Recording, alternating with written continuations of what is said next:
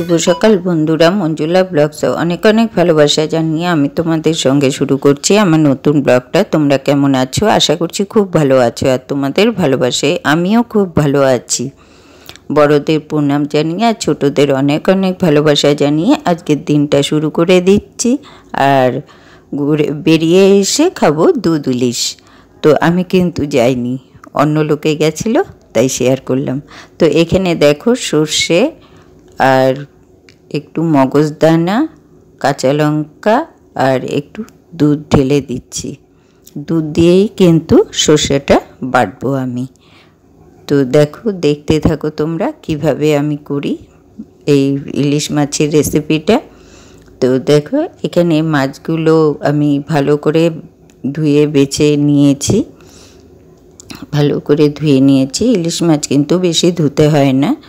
তো তারপর দেখো, এই সর্ষে, মগজদানা আর দুধ দিয়ে যে কাঁচা লঙ্কা দিয়ে বাটা, সেই বাটাটা আমি দিয়ে দিচ্ছি। দিয়ে নিয়ে ভালো করে কাচিয়ে নিচ্ছি। দেখো লেগে আছে, তাই আমি ভালো করে কাচিয়ে নিচ্ছি। আর হাত দিতেও কিন্তু ভয় লাগে, তাই না? চামচটা দিয়ে আস্তে আস্তে করছিলাম, কিন্তু বাধ্য হয়ে আমাকে হাত দিয়ে করতে হয়েছে। যে আর হাতটা জলে যেহেতু, সেহেতু হাত দিয়ে করাটা উচিত না, কিন্তু কি করব, আমাদের তো মেয়েদের এটাই কর্ম, করতে করতে একটা অভ্যাস হয়ে যায়। তো দেখো, এখানে আমি সর্ষের মধ্যে হলুদ লবণও দিয়ে দিয়েছি। আর দিয়ে দেব কাঁচা তেল, কাঁচা সর্ষের তেল।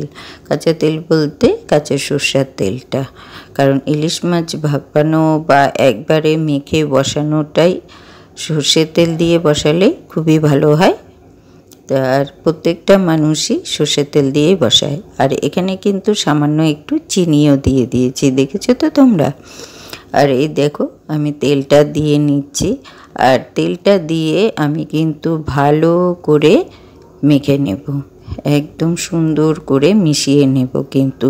আর তেলের পরিমাণটা যেন বেশি হয় সর্ষের তেলের, কারণ এই ইলিশ মাছ একবারে বসানো বা ভাপাতে গেলে, ভাপাতে গেলে কিন্তু সর্ষের তেলটা কিন্তু একটু বেশি পরিমাণেই দিতে হয়, কম তেলে কিন্তু ভাপানো হয় না। তো দেখো, আমি কিন্তু ভালো করে নেড়ে চেড়ে মেখে নিচ্ছি ইলিশ মাছটা। আর আমার ভিডিও করাটাও কিন্তু ঠিক হয়নি, কারণ একা একা আর খুবই ব্যস্ততার মধ্যেই কিন্তু আমি ভিডিওগুলো করছি। উপায় নেই, লোকজন বাড়িতে থাকলে যেটা হয়। তো দেখো, খুবই ব্যস্ততার মধ্যে তো আমি মেখে টেখে একটু ঢাকা দিয়ে রেখে দিব আধা ঘন্টার মতো। তো দেখো, এখানে আধা ঘন্টা হয়ে গেছে। আমি কড়াই বসিয়ে দিয়েছি, কড়াইয়ে তেল দিয়ে দিয়েছি, তেলটাও গরম হয়ে গেছে। গরম হওয়ার পর দেখো, আমি একটা একটা করে পেতে পেতে ইলিশ মাছগুলো দিয়ে দিচ্ছি। আর সুন্দর করে পেতে পেতে দিলে জিনিসটা খুবই ভালো হয়। যদি বড় কড়াই হয় তাহলে পরে ভালো হয়, ছোটো কড়াইয়ে কিন্তু পাতাটা যায় না। তো দেখো, আমি সুন্দর করে পেতে পেতে দিয়ে নিচ্ছি। তারপর সর্ষে যে তেলগুলো আছে সব মশলাটা কাচিয়ে ওপর দিয়ে দিচ্ছি। আর এই যে দেখো, গামলাটার মধ্যে কিন্তু একটু দুধ দিয়েই দুধটা গুলিয়ে নিয়ে গামলাটার মধ্যে দিয়ে দিয়েছি। দুধটা ঢালাটা দেখাতে পারিনি। আর এখানে দিয়ে দিচ্ছি কিছু চেরা কাঁচা লঙ্কা। আর কাঁচা লঙ্কা না দিলে কিন্তু গন্ধটা সুন্দর হয় না, কাঁচা লঙ্কা দিতেই হবে। আর এখানে দেখো, আমি গ্যাসটা অফ করে দিলাম। আমার দুধ ইলিশ কমপ্লিট হয়ে গেছে। কেমন লাগলো একটু বলো।